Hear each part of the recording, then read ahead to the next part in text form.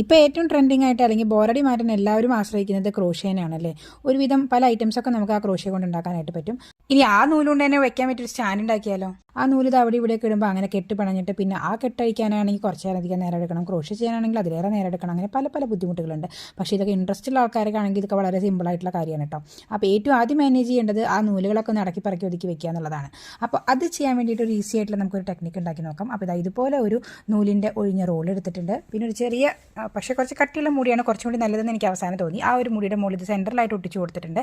എന്നിട്ട് ഇതുപോലെ ഒരു കമ്പ് എടുത്തിട്ട് അതിൻ്റെ സെൻറ്ററിൽ ജസ്റ്റ് ഒന്ന് വെച്ച് കൊടുക്കാൻ മതി. അത് ഒട്ടിച്ചെടുക്കണ്ട കേട്ടോ. കാരണം ഈ നടുക്കിലത്തെ കമ്പ് ആ ഒരു റോളിൻ്റെ ഉള്ളിൽ കിടന്നിട്ട് ഇങ്ങനെ തിരിയണം. അതാണ് അതിൻ്റെ മെയിൻ പാർട്ട് എന്ന് പറയുന്നത്. അപ്പോൾ സംഭവം റെഡി ആയിട്ടുണ്ട്. ഈ ഒരു കുറ്റി മാത്രം മതി. ഇനി ഈ കുറ്റിയുടെ ഉള്ളിലേക്ക് നമ്മുടെ ആ ത്രെഡ് ഇതുപോലെ കയറ്റി കൊടുക്കാൻ പോവുകയാണ്. ആ ത്രെഡ് അതിൻ്റെ ഉള്ളിൽ കയറ്റി കൊടുത്തിട്ട് ഈ സ്റ്റാൻഡിൽ ഇങ്ങനെ വെച്ച് കഴിഞ്ഞാൽ ക്രോഷ്യ ചെയ്യണ നേരത്ത് നമുക്ക് ഈസി ആയിട്ട് ആ നൂല് ഇതുപോലെ എടുക്കും ചെയ്യാം. എന്നാൽ അത് കെട്ടുപിഴഞ്ഞ് അവിടെ ഇവിടെ കിടന്ന് ഉരുണ്ട് കടിക്കൊന്നുമില്ല. അപ്പോൾ ഇഷ്ടപ്പെട്ട ലൈക്ക് ചെയ്യാൻ ഷെയർ ചെയ്യാനും മറക്കരുത്. ഇത്തവണ ഒരു ബ്ലൂ ഹാർട്ട് പോരട്ടെ. അപ്പോൾ ബൈ.